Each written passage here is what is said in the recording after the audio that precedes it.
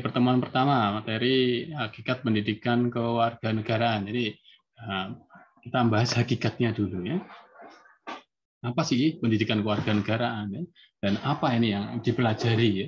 Mengapa harus dipelajari? Ini akan kita pelajari hari ini. Jadi pendidikan kewarganegaraan di perguruan tinggi ya, ini sebenarnya ya, bisa dikatakan rangkumannya ya, rangkuman dari materi yang sudah didapatkan dari jenjang SD ya, sekolah dasar ya, sekolah menengah ya, yang nantinya diramu ya, diramu menjadi bahan kuliah di perguruan tinggi sehingga jadi pedoman ya mahasiswa untuk mengaktualisasikannya ya. Karena kalau di jenjang sekolah dasar ya masih sulit ya mau mengaktualisasikan ya. Di sekolah menengah juga sulit, tapi kalau di perguruan tinggi mudah ya. Jadi ada dasar hukumnya. Mengapa mata kuliah ini diberikan ya, termasuk di prodi teknik kimia ya. Jadi dasar hukumnya adalah Undang-Undang Nomor 12 Tahun 2012 tentang pendidikan tinggi ya. Jadi kurikulum pendidikan tinggi wajib memuat 4 mata kuliah wajib ya, Pancasila, kewarganegaraan, agama, dan bahasa Indonesia. Untuk mata kuliah Pancasila sudah dapat belum? Sudah dapat belum, Mas Irmanda? Mbak Salwa, mata kuliah Pancasila sudah dapat belum? Sudah, Bapak. Sudah. Semester lalu. Ya, ini sama ya, sama. Statusnya sama sebagai mata kuliah wajib umum ya. Ada yang menyebut mata kuliah dasar, ada yang menyebut mata kuliah institusional ya. Ini 4 mata kuliah. Tujuannya adalah membentuk rasa kebangsaan ya.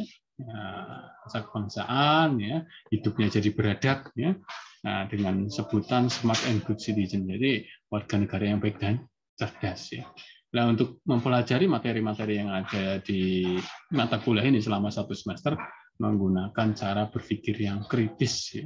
Mampu menganalisis setiap fenomena-fenomena ya, bisa dijadikan bahan diskusi ya, kemudian mampu bersikap ya, mampu bertindak ya, khususnya dalam negara Indonesia yang demokratis. Ini metodenya.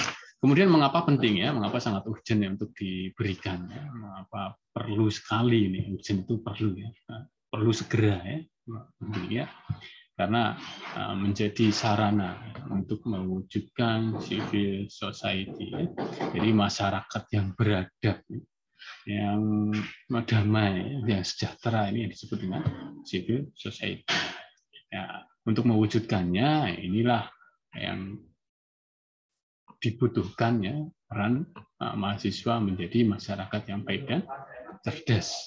Inilah yang disebut dengan hakikat pendidikan kewarganegaraan. Ada dasar hukumnya, ada tujuannya, ada metode yang kita gunakan, kemudian ada urgensi, alasan mengapa ini segera untuk diberikan, mengapa ini diberikan di kurikulum, mengapa ini diajarkan, ya, mengapa materi-materi ini perlu diaktualisasikan. Ya, ini sangat urgent. Ada beberapa pertanyaannya, salah satunya apa sih yang dipelajari ya dalam pendidikan kewarganegaraan? Ya, mengapa harus dipelajari lagi di pendidikan tinggi, sedangkan di jenjang sekolah dasar menengah kita sudah pernah mempelajarinya. Jadi ini sebagai bagian dari penguat ya, menguat belajar kewarganegaraannya itu belajar tentang keindonesiaan, ya. Belajar menjadi manusia yang berkepribadian Indonesia. Ya. Caranya ini tadi. Ya, membangun rasa kebangsaan, ya, mencintai tanah air ya, Indonesia. Ya. Maka seorang sarjana, ya, khususnya teman-teman mahasiswa di prodi S1 Teknik Kimia itu menjadi profesional, ya, sebagai bagian dari masyarakat yang terdidik. Bisa dikatakan sebagai masyarakat terdidik ya, karena jadi baik dan cerdas. Jadi kalau terdidik itu indikatornya baik dan cerdas, ya. Juga perilakunya baik, cerdas ya, apa yang ditampilkan, yang ditunjukkan itu sesuai ya. Mahasiswa tapi perilakunya menyimpang, ini berarti tidak sesuai, belum bisa dikatakan baik dan cerdas. Ini yang disebut dengan pendidikan kewarganegaraan.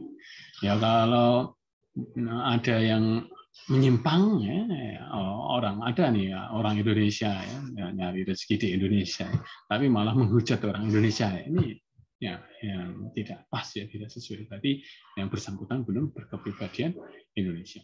tinggal di Indonesia, tapi cara hidupnya seperti orang luar negeri, ya berarti juga bukan orang Indonesia, belum berkepribadian Indonesia. Jadi orang Indonesia itu ya kepribadiannya berdasarkan apa yang ada di Indonesia, ya, norma-norma hidupnya, aturannya, ya, kemudian cara berkomunikasi dengan orang, ya, itu harus sesuai apa yang ada di Indonesia. Nah, untuk menjadi masyarakat atau warga negara yang baik dan cerdas tadi, warga negara perlu menguasai kompetensi kewarganegaraan. Ini ada 3, ya. Ada 3 kompetensi kewarganegaraan yang harus dikuasai oleh mahasiswa. Yang pertama kompetensi pengetahuan, ya, sering disebut dengan civic knowledge.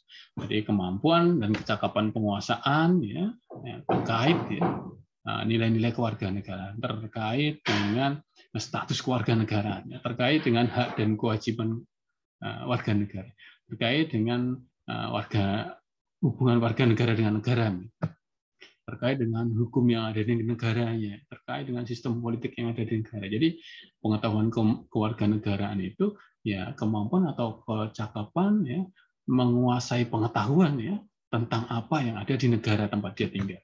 Inilah disebut dengan kompetensi pengetahuan.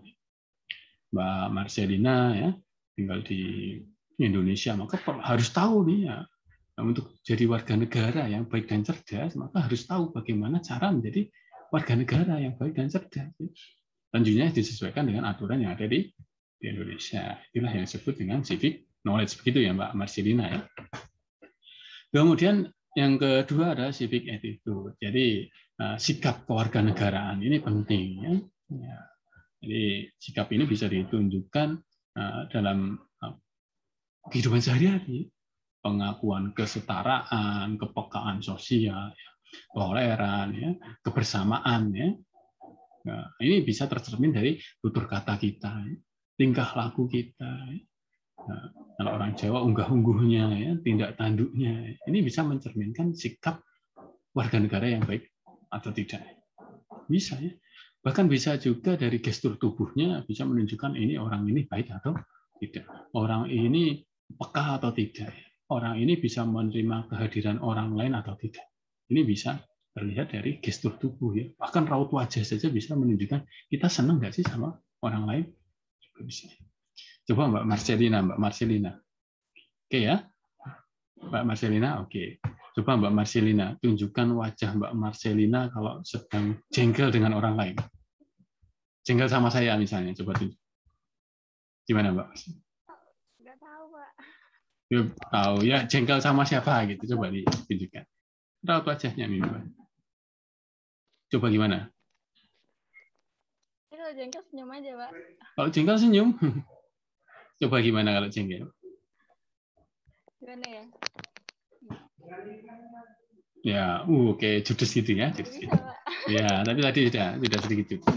Coba Mbak Marcelina tunjukkan raut wajah Mbak Marcelina bisa menerima kehadiran saya dan teman-teman lain. Ya, oke. Jadi ini bisa menunjukkan ya bahwa gestur tubuh itu bisa menunjukkan kita jadi warga negara yang baik atau tidak, ya. Dari tutur kata, tingkah laku, bahkan gestur. Ini civic. Jadi respon, ya, cepat tanggap. Ya.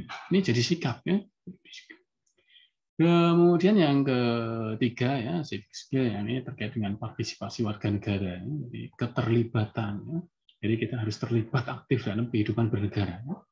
Ya. Melalui apa modal ini, ya, pengetahuan, ya, kemudian ditambah sikap kewarganegaraan kita, maka kita sangat mantap ini, ya, mengaktualisasikan civic skill. Jadi partisipasi, mampu berpartisipasi, mampu terlibat, ya, mampu berperan aktif, ya, mampu menjadi pemimpin, ya, mampu membantu orang lain, ya, supaya hidup kita lebih bermanfaat buat orang lain atau kerja tim, kerja sendiri. Inilah yang disebut dengan civic skill, ya, tampilan. Pengetahuannya oke, ya, tutur katanya oke. Maka yang disampaikan itu adalah kata-kata yang bermanfaat. Pengetahuannya wah oke sekali nih, mahasiswa itu pasti cerdas-cerdas. Kemudian sikapnya sepertinya pendiam nih, tapi tiba-tiba mengeluarkan kata-kata yang kasar, ya, kata-kata yang merendahkan gitu, terhadap pemimpin suatu lembaga negara, merendahkan, menghujat, menghina dan lain. Jadi inilah kompetensi kewarganegaraan yang perlu dikuasai oleh warga negara, ya, termasuk mahasiswa. Jadi diingat ya, civic knowledge, attitude, dan skill, ya. Dan nanti setelah penjelasan dari saya, teman-teman mahasiswa akan saya buatkan 3 ruangan, ya, 3 ruangan breakout, ya. Nanti kelompok 1, ya, ruangan 1 nanti silahkan membahas civic knowledge. Kemudian ruangan 2 silahkan membahas civic attitude. Ruangan ketiga silahkan membahas civic skill. Ya. Apa yang dibahas, ya, silahkan mahasiswa berdiskusi di sana selama 20 menit, ya, berdiskusi untuk mendeskripsikan, ya, civic knowledge versi mahasiswa itu seperti apa. Civic attitude menurut mahasiswa, versi mahasiswa seperti apa? Civic skill, ya, versi mahasiswa seperti apa? Ya, kata kuncinya ini penguasaan pengetahuan, knowledge, ya. Kemudian sikap, ya, civic attitude. Yang ketiga, civic skill itu terkait dengan keterlibatan atau partisipasi warga negara. Dan nanti silakan berdiskusi dalam kelompok yang akan saya buatkan. Silakan di dalam kelompok itu muncul, ya, inisiator-inisiator yang memimpin musyawarah, ya. Nah, kemudian jangan lupa dicatat, ya, hasil diskusinya, ya. Nanti masing-masing mahasiswa punya bukti ini hasil diskusi karena akan diunggah ke Spada, ya. Diunggah ke Spada sekaligus mengunggah foto screenshot kehadiran via Zoom kali ini. Ya, jadi nanti berdiskusi. Kemudian kalau setelah 20 menit berdiskusi, nanti akan kembali ke ruangan utama, ya, untuk menyampaikan, ya, hasil diskusi. Saya berharap nanti masing-masing kelompok ada juru bicaranya. Ya. Meskipun nanti juru bicara sudah menyampaikan, ada tambahan dari temannya, boleh. Ya. Setelah juru bicara menyampaikan, ya, nanti bisa ada pertanyaan, tambahan, ya, sambahan dari kelompok lain. Itu diperkenankan. Ya. Oke, ada pertanyaan terkait nanti berikut yang akan saya bentuk. Kalau tidak, kita lanjut, ya. Kita lanjut. Mengapa kita perlu nih menguasai 3 kompetensi ini, ya? 3 kompetensi kewarganegaraan nanti? Karena kita akan mendapatkan bonus demografi. Bonus demografi itu jumlah penduduk yang ada di negara Indonesia lebih didominasi, lebih banyak atau mayoritas, ya, oleh masyarakat yang mempunyai usia produktif. Ya. Usia produktif itu ya rentang usia 15 sampai 64, ini versi Kemendikbud, ya.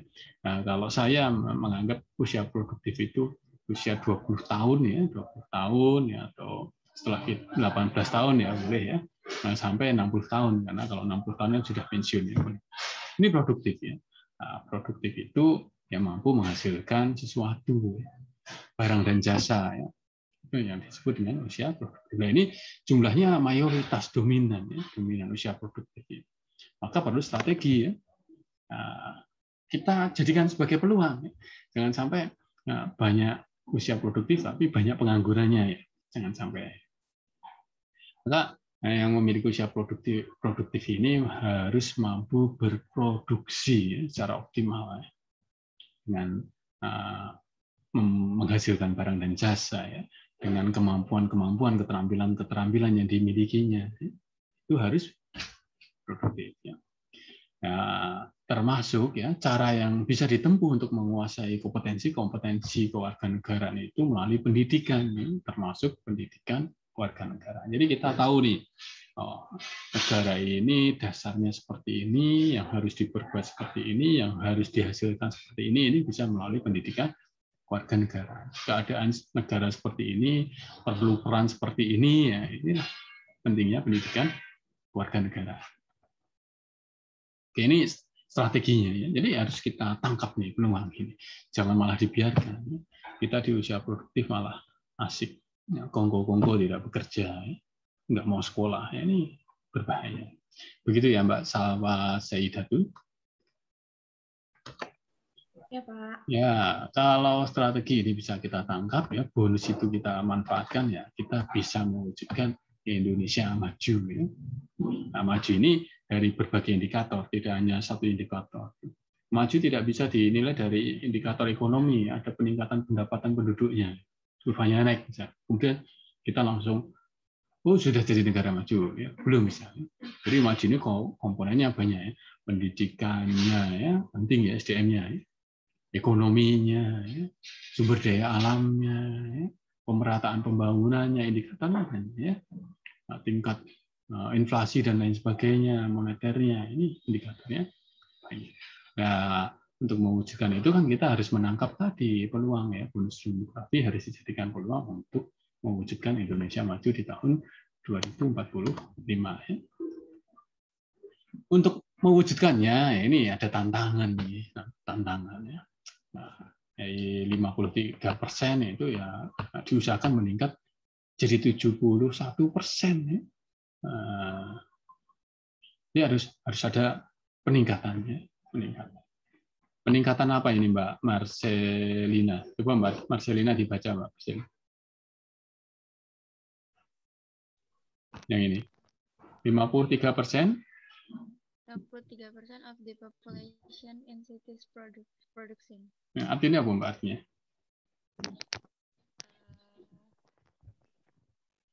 Produksi apa? Populasi yang dapat menghasilkan suatu rumah. Oke, baik. Jadi warga negara yang produktif tadi ya Mbak Marcelina seperti yang saya sampaikan tadi itu saat ini kan kisarannya 53% gitu ya. Ya diusahakan meningkat menjadi 71%. Ya. Syukur bisa lebih ya. Ini 2030 harus 71% gitu ya. Mas Irmanda ya. Jadi ada peningkatan, kalau tidak ada peningkatan ya bisa jadi negara maju ya. Kemudian yang berikutnya 55 apa ini Mas Irmanda?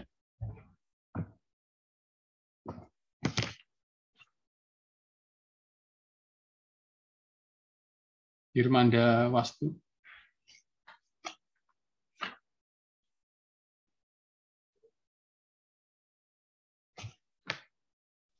Juta, Pak. 55 juta apa, Mas?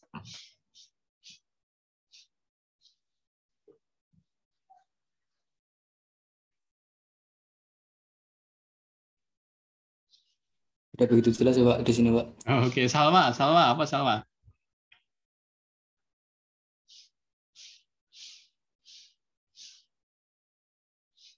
Salwa menghilang kemana ini?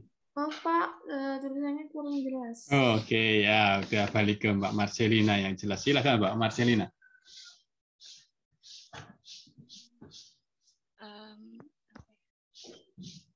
Tenaga kerja yang punya keahlian gitu? Iya. Ya, oke. Ya, 55 juta ya. Jadi punya keahlian, skill ya untuk jadi warga negara yang produktif tadi kan perlu skill ya Mbak Marcelina. Nggak bisa kalau nggak punya skill ya mau produktif seperti apa ya. Ya ini harus ada peningkatan, kalau bisa 2 kali lipatnya karena jumlah penduduk kan kurvanya semakin meningkat ya. Kira-kira jumlah penduduknya semakin bertambah atau semakin berkurang? Nah, bertambah ya. Ya, kalau jumlah penduduknya bertambah tapi warga negara yang punya keterampilan untuk produktif itu tadi masih sama ya, berarti tidak bisa maju. Tidak ada peningkatannya, maka perlu peningkatannya 2 kali lipat, cukup 3 kali lipat dan 4 kali lipat. Dari 250 juta itu 55 juta. Nanti yang tahun 2030 jadi 113 ya, syukur-syukur bisa 150 juta ya, separuhnya lebih ya. Warga negara yang punya keterampilan atau keahlian ya. Nah, kalau kita jadi warga negara yang baik dan cerdas tadi dengan menguasai 3 kompetensi, maka masalah-masalah kebangsaan itu bisa kita hindari. Menghina negaranya sendiri. Ini Mbak itu yang terkenal dengan goyang apa ini, menghina ya identitas negaranya. Ini mau jadi negara maju kok ada warga negaranya menghina ya, di korupsi ya, teroris, radikalis ya iming-iming masuk surga ya, katanya jihad masuk surga ya. Mati syahid katanya begitu ya Mbak Sirmanda ya. Ya ternyata matinya enggak syahid tapi syangit ya, gosong. Nah, kemudian ada kebebasan beragama masih sering dilanggar ya. Ini tantangan ya, masalah kebangsaan yang perlu dihadapi oleh siapa? Ya ini sama Mas dan Mbak semua ini. Ada ujaran kebencian, ya, hoax, ya, persekusi, ya, cyberbullying, kemudian hate speech, ya, dan lain sebagainya. Ini perlu peran generasi yang baik dan cerdas. Ya, kalau generasi baik dan cerdas tidak mungkin ya terjebak seperti ini. Ya. Merusak demokrasi, narkoba, ya, korupsi, ya, pengangguran, ya ini ya, jangan sampai ya. Sarjana nganggur ya ini jangan sampai terjadi, karena akan menghambat menjadi negara maju. Supaya tidak nganggur ya punya apa keahlian ya, keterampilan ya, termasuk kita punya keahlian khusus ya, soft skill ya, untuk mendukung ya, mendukung jasanya. Kemudian ada kekerasan ya, kriminal ini menghambat kita menjadi negara maju. Orang lain tidak nyaman datang ke Indonesia kalau negara yang tidak. Oke, gitu ya. Oke, kita kembali ke ruang pertama. Ini saya bagi menjadi 3 ruang ya, breakout. Kemudian nanti teman-teman mahasiswa silahkan ya diskusi, dicatat nih hasil diskusi. Teman-teman yang tidak terlibat dalam diskusi, namanya tidak usah ditulis dalam hasil kerja diskusi, begitu ya. Nanti tunjuk 1 jubir untuk menyampaikan hasil diskusinya. Oke, saya bagi breakout-nya secara otomatis menjadi 3 ya. Ruangan 1 civic knowledge, ruang 2 civic attitude, kemudian ruang 3 civic skill. Siap ya? Diskusi 20 menit ya, nanti 16.52 kembali ke ruangan utama. Selamat berdiskusi.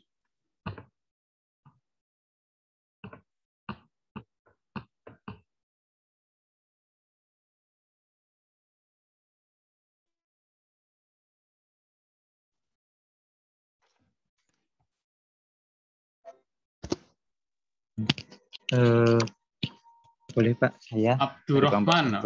Oke, Abdurrahman. Silakan. Bismillahirrahmanirrahim.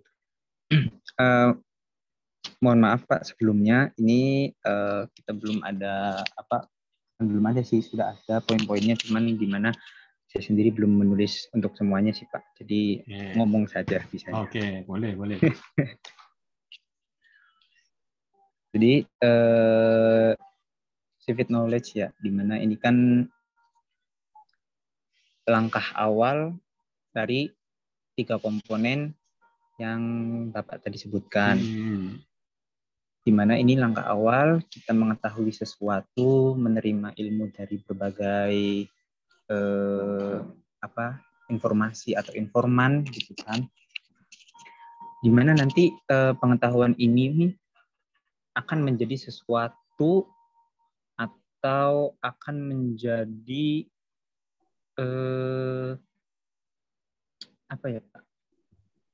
akan menjadi tingkah laku kita sebagaimana adanya, karena kan pengetahuan juga penunjang tingkah laku kita. Jadi ini karena yang tadi disebutkan Bapak juga, civic knowledge ini langkah awal, nanti di mana dilanjutkan dengan attitude dan dilanjutkan dengan skill. Kemudian pengetahuan civic knowledge ini sendiri kan mempunyai arti pengetahuan dalam bidang kewarganegaraan, di mana yang kita sebagai warga negara Indonesia itu wajib memiliki pengetahuan tentang negaranya itu atau bangsa Indonesianya bagaimana, di mana itu ada dalam rumusannya negara ini ada hak-hak dan kewajibannya kita sebagai masyarakat Indonesia sendiri. Nah, diomong-omong gini, kita sebagai mahasiswanya saja ya, karena kita dalam konteks mahasiswa gitu. Dalam mahasiswa ini gunanya apa sih gitu kan, civic knowledge ini? Gunanya itu untuk, jadi kan kita kan memiliki pengetahuan nih, gitu kan? Oh, sesuatu yang begini nih sesuatu yang begini nih, oh baik, sesuatu yang begini itu buruk, gitu kan. Pasti pengetahuan ada yang bermacam-macam. Jadi gunanya itu. Nanti kita bersikap dalam mahasiswa itu di mana dalam sebuah universitas terdapat aturan-aturan, gitu kan. Jadi kita mendapatkan informasi tentang aturan-aturan tersebut, di mana aturan tersebut dibagi menjadi dua, ada yang harus kita ikuti dan ada yang kita tidak mengikutinya dan atau enggak dilarang, gitu kan dalam sebutannya. Disitulah kita bisa mengetahui aturan-aturan dan nanti dilanjutkan dengan attitude sikap kita, bagaimana merealisasikan aturan tersebut dalam kehidupan mahasiswa kita sendiri. Salah satu contohnya wajib belajar, mengikuti mata kuliah yang ada di UPN Veteran Yogyakarta itu sendiri. Dan sesuatu yang dilarangnya yaitu ya yang masih dalam sekarang ya permasalahan itu adalah bullying, di mana walaupun kita sebagai mahasiswa yang itu konteksnya kayaknya bullying tuh udah hitungannya kayak nggak zaman lah, ngapain juga bullying, gitu kan. Apa sih, kita juga ya introspeksi aja lah, udah mahasiswa gitu kan, forward. Kemudian tetapi ada problematikanya juga dalam civic knowledge ini. Problematika adalah kadang kita tuh banyaklah menerima informasi pengetahuan gitu, dan kadang juga kita sebagai mahasiswa itu belum bisa untuk menerapkannya gitu. Ya bukan dalam hal sebagai kita mahasiswa aja ya gitu kan, kita sebagai masyarakat Indonesia pun kadang tuh susah atau enggak untuk diri sendiri dalam hal lingkup keluarga gitu loh. Itu pun masih dalam, mungkin kayaknya masih dalam benak gitu aja lah. Kan itu problematika untuk nanti selanjutnya gitu kan. Selanjutnya kepada attitude. Nah, jadi kalau untuk solusinya, karena kalau menurut kami itu karena ini pengetahuan gitu kan, karena civic knowledge di mana banyak informasi dan banyak itu, jadi kita harus menyortir gitu kan, di mana pengetahuan atau karena pada zaman sekarang di mana ini gadget elektronik yang banyak dan kejahatan-kejahatan yang semacam hoax itu pun banyak gitu kan, jadi kita harus pintar untuk menyortir pengetahuan yang harus kita pilih dan harus kita realisasikan. Jadi kalau problematika yang dalam penerapan yang tadi itu kemungkinan itu sih self defense, ini ya apa namanya, sadar diri gitulah intinya. Oh, saya itu harus begini, saya itu begini. Karena pengetahuan yang sudah ada di kita itu, kalau misalnya tidak direalisasikan, gitu kan kadang, ya intinya kayak apa ya, kayak pengetahuan kalau kita mungkin pada saat kita mengetahui elektronik, tapi kita nggak dikabulin sama orang tua, pasti kesel gitu kan. Dimana kadang kayak, ih mama, ih papa gitu kan, gitu loh, pada zaman-zamannya kita pada SMP atau gimana gitu kan, pada saat remaja itu kan kayak gitu. Jadi sebisa mungkin kadang juga kita walaupun nggak kayak gitu, kadang kita punya pemikiran kayak gini nih, tapi kita nggak bisa ngomong atau gimana, kadang juga jengkel sendiri gitu tuh, kayak kenapa ya nggak ngomongnya tadi tuh ya, nanti gimana ya gitu. Jadi punya pengetahuan itu baik, tapi tidak semua pengetahuan itu pun baik. Jadi kalau menurutku pengetahuan wajib harus dimiliki, nomor 1, number 1, karena itu langkah awal. Jadi untuk diskusi itu sih hanya segitu saja sih Pak. Jadi untuk diskusi dari kelompok 1 tentang civic knowledge ini masih gambar umumnya aja, kita diskusinya karena dengan waktu yang mungkin 20 menit gitu kan, itu ya cuman ngobrol-ngobrol terus kan ada yang malu, ada yang kayak gini, jadi seperti itulah. Oke, Pak. Oke, Mas Terima kasih Abdurrahman. untuk semuanya. Oke, Bisa terima Pak. kasih Mas Abdurrahman ya, luar biasa sekali penyampaian dari Mas Abdurrahman. Ini bahasa Mas Abdurrahman itu bahasa anak muda banget. Jadi ilmu itu ternyata bisa dikemas dengan bahasa anak muda yang bisa dipahami oleh anak seumuran kalian gitu. Misalnya kok anak ya, mahasiswa seumur kalian gitu. Ini saya senang nih dengan bahasa Mas Abdurrahman, enak ya. Sampai ada istilah mama, apa gitu, keren ini ya. Tapi ini realitas sekali ya, minta nggak dikabulkan. Ya beruntunglah kalian ya pernah minta ke orang tua dan dibelikan. Ya. Saya jangankan minta ya, punya pikiran mau minta saja nggak sampai waktu itu ya, mau minta handphone. Ya. Sampai dulu saya merasa heran, ada murid saya waktu saya jadi guru minta motor ke orang tuanya, kalau nggak dibeliin ngancam pergi gitu. Kok sampai punya pikiran gitu ya? Saya aja mau punya pikiran minta saja nggak berani ya, apalagi ngancam, Pak kalau nggak dibeliin saya pergi dari rumah gitu. Mungkin nggak sama orang tua saya malah boleh silahkan pergi gitu. Ya oke, beruntunglah kalian ya. Oke, jadi dari yang disampaikan Mas Abdurrahman, saya mencatat ada 3 poin ya. Pertama bahwa civic knowledge ini nomor 1 yang perlu dimiliki ya, nomor uno ya, number one ya, yang perlu dimiliki karena ini awal ya. Pengetahuan itu awal sekali ya. Bagaimana kita bisa menerima ilmu dari berbagai pihak ya. Ilmu itu bisa dari berbagai pihak, bisa dari pengalaman kita sendiri ya, ataupun bisa dari cerita orang lain atau pengalaman orang lain. Saat Mas Abdurrahman bercerita, saya melakukan ini, Pak. Ini jadi tambahan ilmu buat saya ya.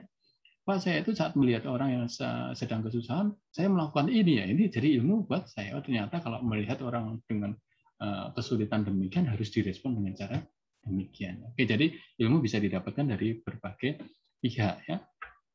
Karena ini bisa jadi pedoman dalam bertingkah laku. Ya.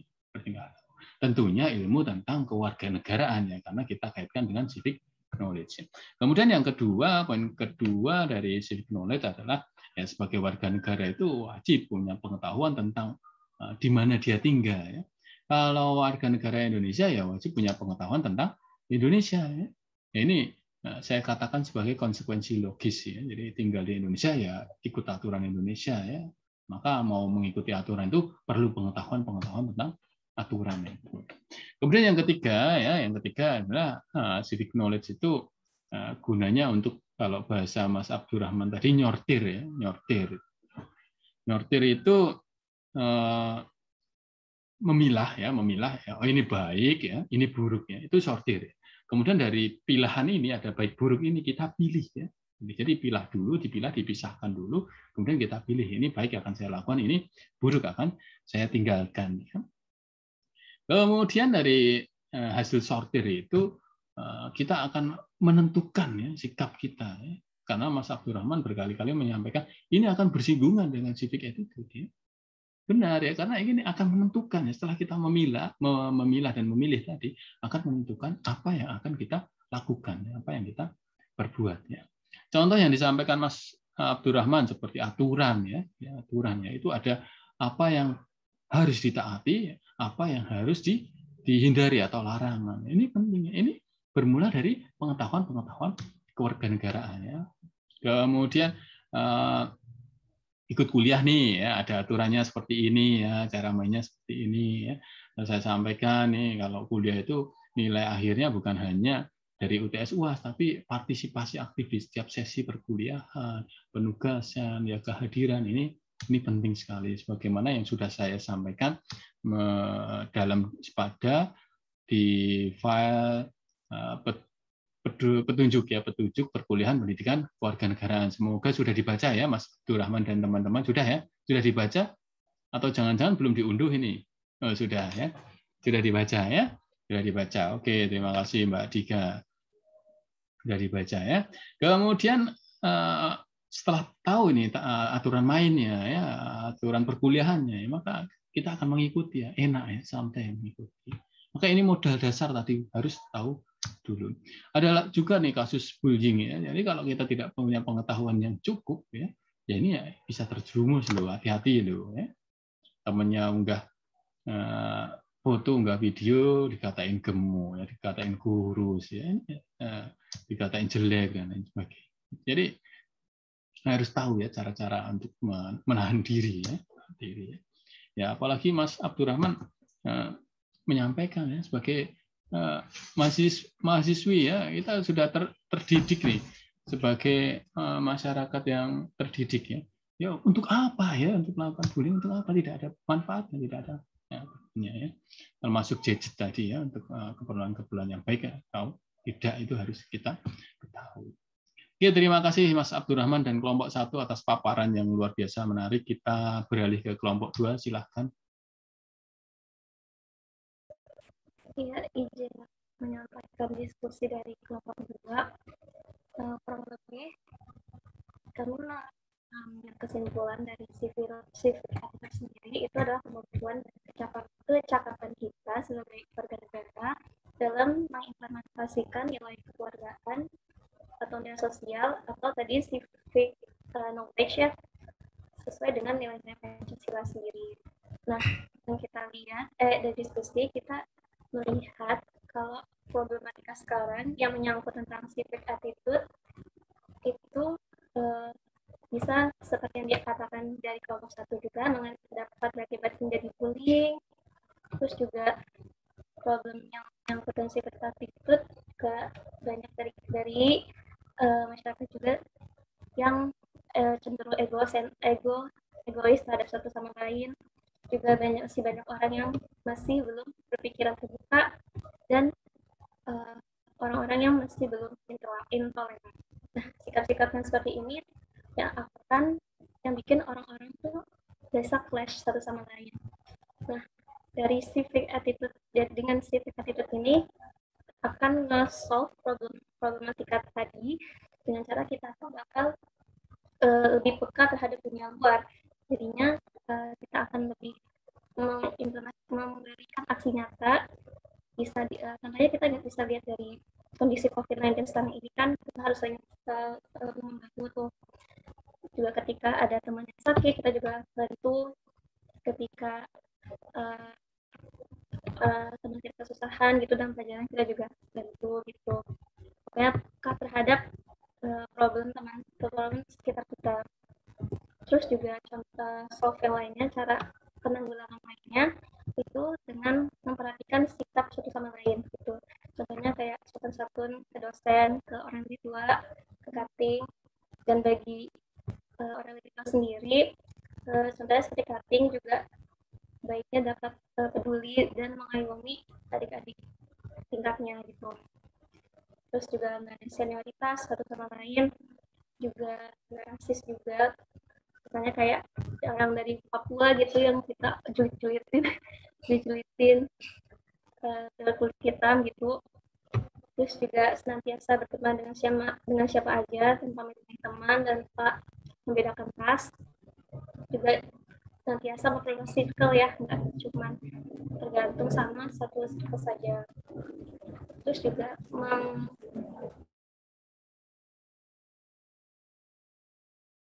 Oke, Mbak Nabila lanjut. Tentang informasi. Ya.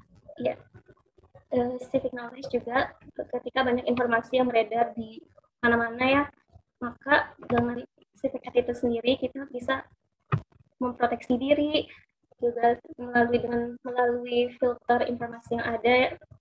Juga kan ini karena informasi-informasi yang kadang hoax dan berseliweran itu kan juga gara-gara orang tidak berpikir terbuka ya, nggak mau cek sendiri, cross check lagi.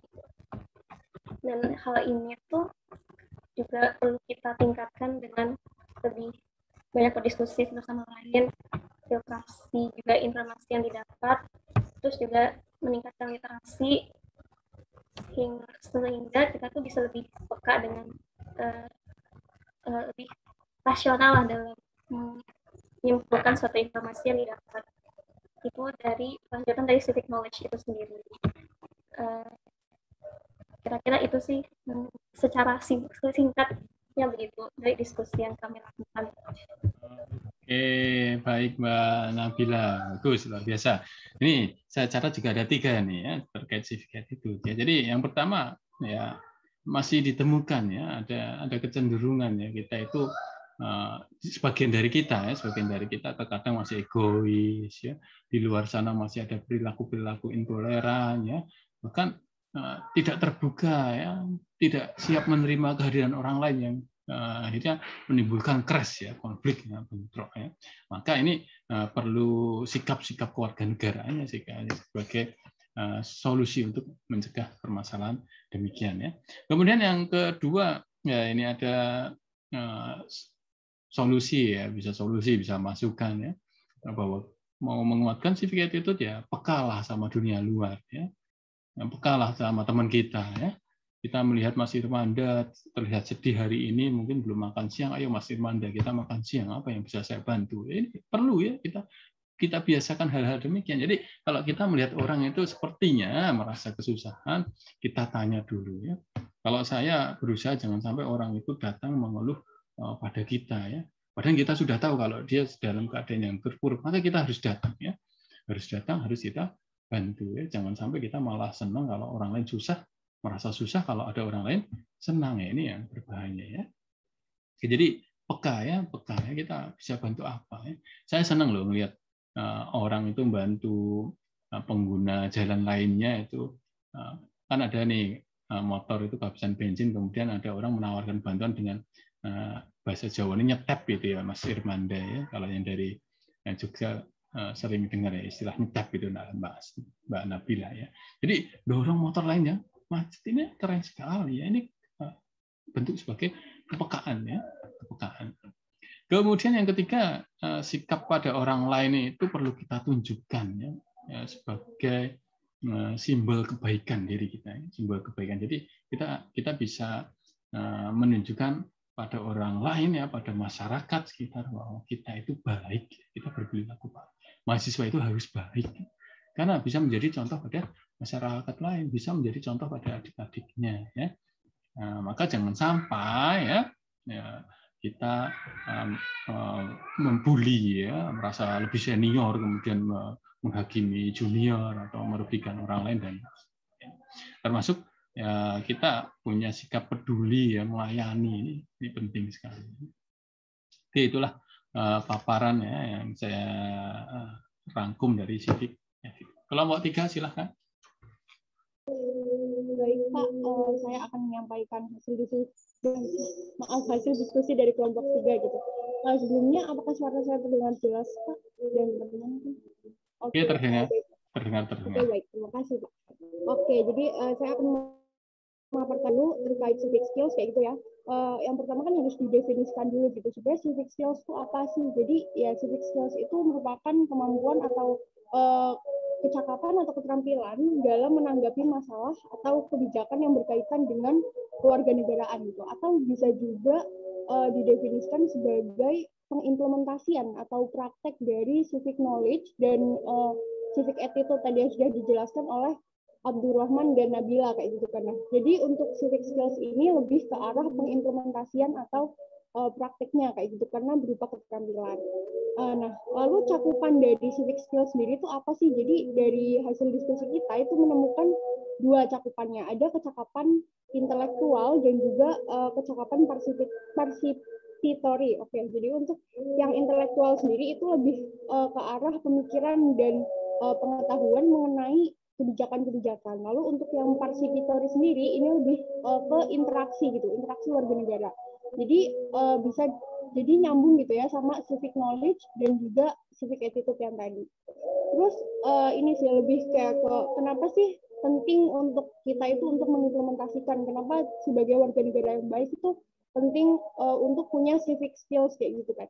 Jadi kenapa penting? Karena seperti yang kita tahu sebuah negara itu kan pasti kadang ada aja masalahnya kan ya Pak ya dan teman-teman gitu. Banyak masalah gitu. Nah, civic skills ini yang nantinya lebih ke arah problem solving dari masalah-masalah negara yang ada kayak gitu. Jadi dan civic skills ini nanti bisa menjadi pemecahan masalah yang berkaitan dengan misalnya kebijakan negara, politik, kebijakan hukum gitu. Jadi untuk civic skills ini sangat penting gitu untuk diterapkan.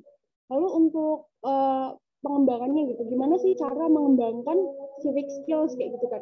Jadi untuk pengembangan sendiri itu mungkin saya lebih memberi contoh ke penerapan sebagai mahasiswa kayak gitu kan. Di lingkungan mahasiswa pengembangannya sendiri itu bisa salah satunya dengan cara diskusi seperti ini. Jadi untuk diskusi ini kan juga memuat pengimplementasian yang berkaitan dengan demokrasi.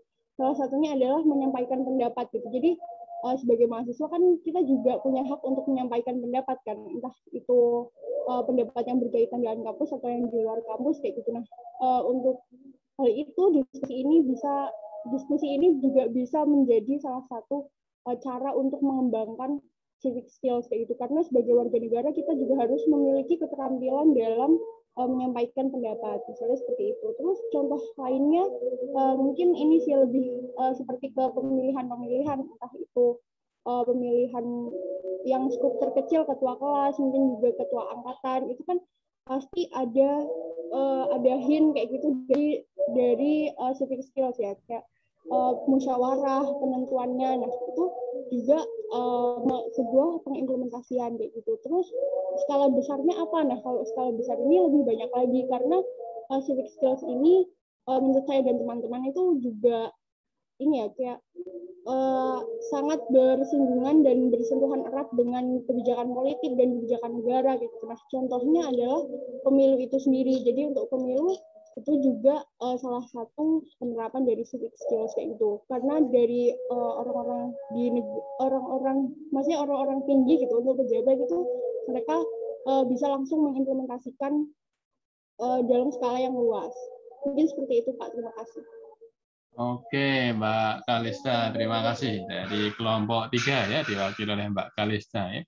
Ini cara penyampaian Mbak Kalista itu runtut ya. Jadi ini calon dosen idaman masa depan itu seperti Mbak Kalista ini. Semoga ya, amin.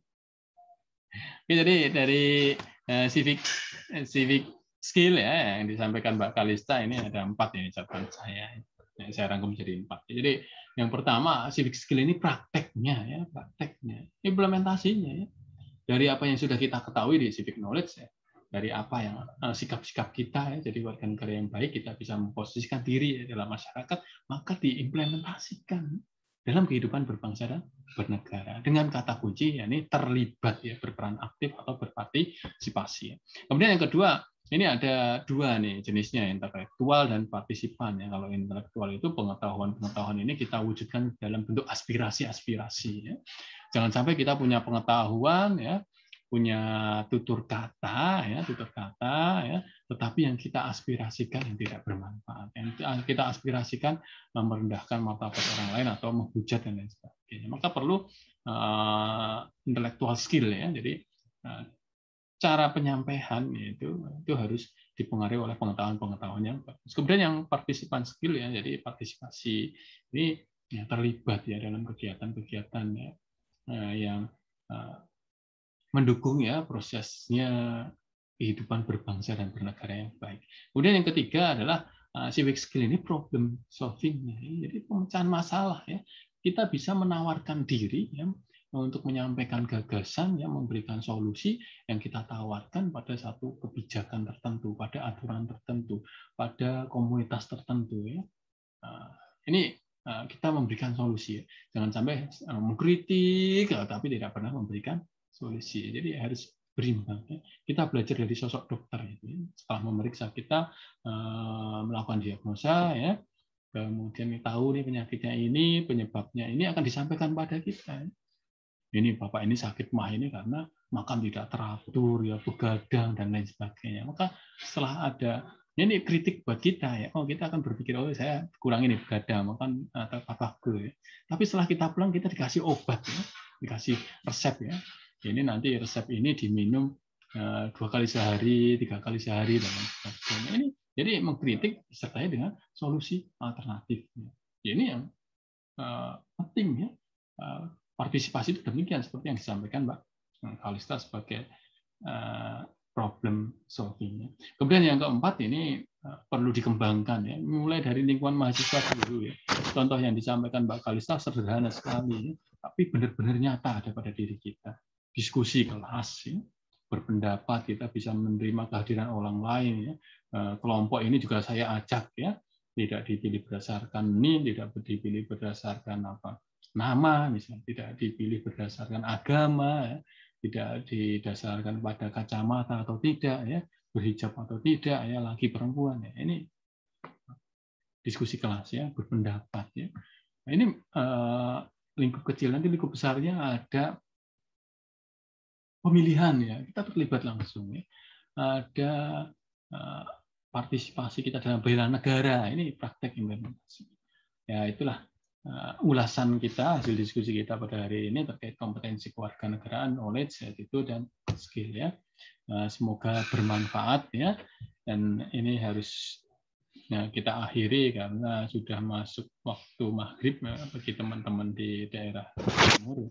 Nah, kita warga negara itu kan harus menghargai warga negara lain, ya. Jadi harus kita sesuaikan, gitu ya. Nanti teman-teman yang tidak bisa join maksimal pada hari ini, kan ini ada sebagian yang off cam, ya. Saya nggak seudon nih, ya.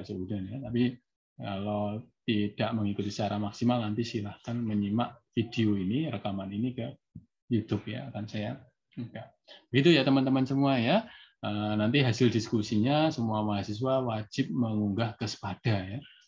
Nanti malam atau besok akan saya buatkan room khusus untuk upload hasil diskusi ini. Jadi tadi yang notulen tadi, ya, difoto atau di share ke teman-temannya supaya diupload ke Spada beserta bukti screenshot kehadiran pada kuliah sinkron hari ini. Gitu ya. Terima kasih. Sampai jumpa pada pertemuan berikutnya. Koordinasi kita lanjutkan melalui grup WhatsApp. Ya, sampai jumpa. Sehat-sehat selalu. Terima kasih. Assalamualaikum warahmatullahi wabarakatuh.